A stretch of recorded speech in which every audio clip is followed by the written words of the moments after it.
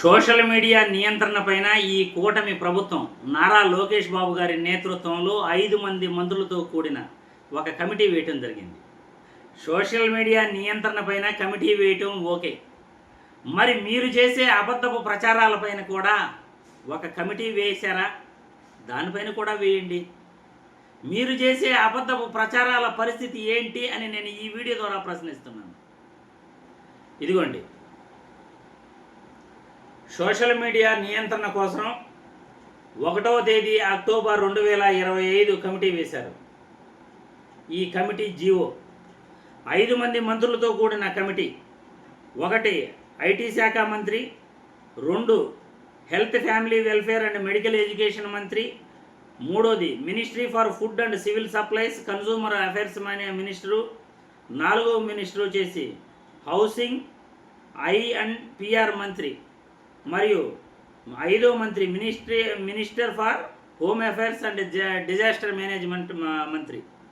ఈ 5 మంది మంత్రులతో కూడిన కమిటీనేసి మన చట్టాలలో లీగల్గా సోషల్ మీడియా పైన ఏ విధంగా నియంత్రణ చేయొచ్చు, చట్టాలు క్షుణ్ణంగా మీరు అబ్జర్వ్ చేసి ఆ సోషల్ మీడియా పోస్టుల పైన మీరు కట్టడి చేయాల్సి ఉంటుంది అని ఆ కమిటీని అయితే ఫామ్ చేయటం జరిగింది. మరి నేను ఈ వీడియో ద్వారా ఒకే ఒక ప్రశ్న చంద్రబాబు గారిని అడుగుతున్నాను. ముందుగా ముఖ్యమంత్రి చంద్రబాబు నాయుడు గారు పదే రాష్ట్ర అప్పులపై దుష్ప్రచారం చేయటం జరిగింది. మరి మీరు చేసిన అబద్ధపు ప్రచారాలపైన కేసులు పెట్టచ్చా? పోనీ కమిటీ వేస్తామా? పోనీ సిబిఐ ఎంక్వైరీ వేస్తామా? 14 లక్షల కోట్లు అని మీరు అన్నారు రాష్ట్ర అప్పు. రాష్ట్రం శ్రీలంక అయిపోయింది అన్నారు. జగన్మోహన్ రెడ్డి రాష్ట్రాన్ని నాశనం చేసేశాడు అని అన్నారు. గవర్నర్ చేత 10 లక్షల కోట్లు అప్పు అని మళ్ళీ రెండోసారి గవర్నర్ చేత అబద్ధాలు చెప్పించారు. అసెంబ్లీలో ఆర్థిక మంత్రి 6.46 లక్షల కోట్లు మాత్రమే ఇప్పటి వరకు రాష్ట్ర అప్పు ఉంది. అందులో 3,07,000 కోట్లు 2019 వరకు మీ ప్రభుత్వం చేసిన అప్పులు, 3,33,6 కోట్లు చేసి జగన్మోహన్ రెడ్డి చేసిన అప్పులు.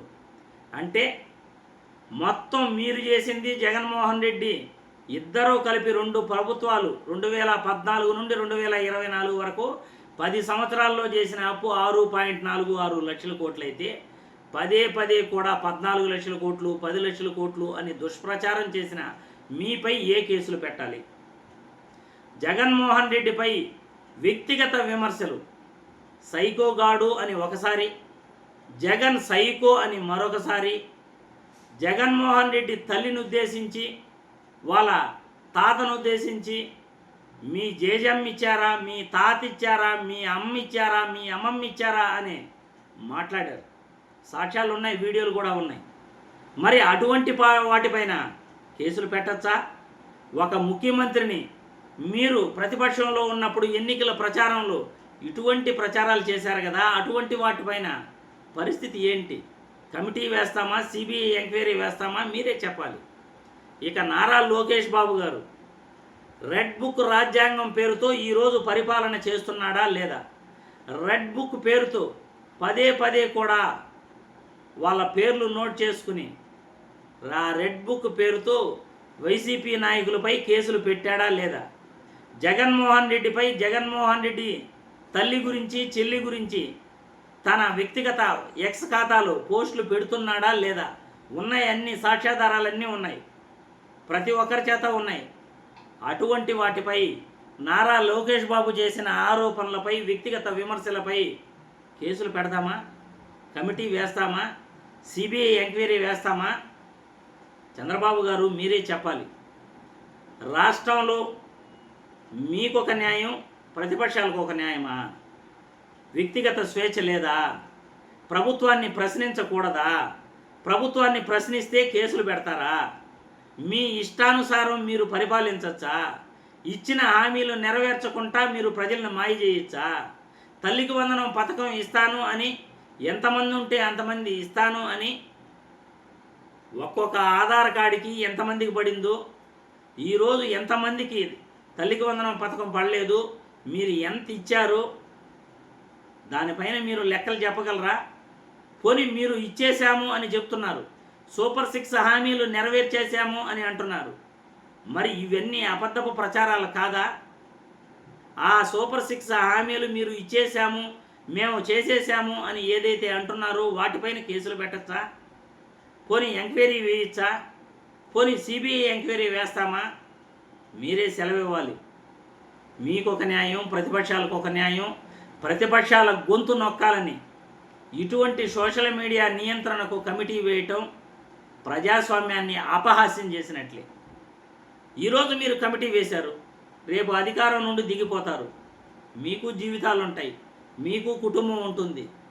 ఆ ప్రభుత్వం, రాబోయే ప్రభుత్వం మీపై ఎన్ని కేసులు పెడతారో, ఎన్ని కుట్రలు చేస్తారో, మీపై ఏ విధంగా కక్ష సాధింపు చర్యలు చేస్తారో అప్పుడు కూడా మాలాంటి వాళ్ళే మాట్లాడాల్సి వస్తుంది. మీకు సపోర్ట్గా మాలాంటి వాళ్ళే మాట్లాడాల్సి వస్తుంది. ఖచ్చితంగా మీ వైపు మీకు అన్యాయం జరిగితే మేము కూడా గొంతెత్తాం.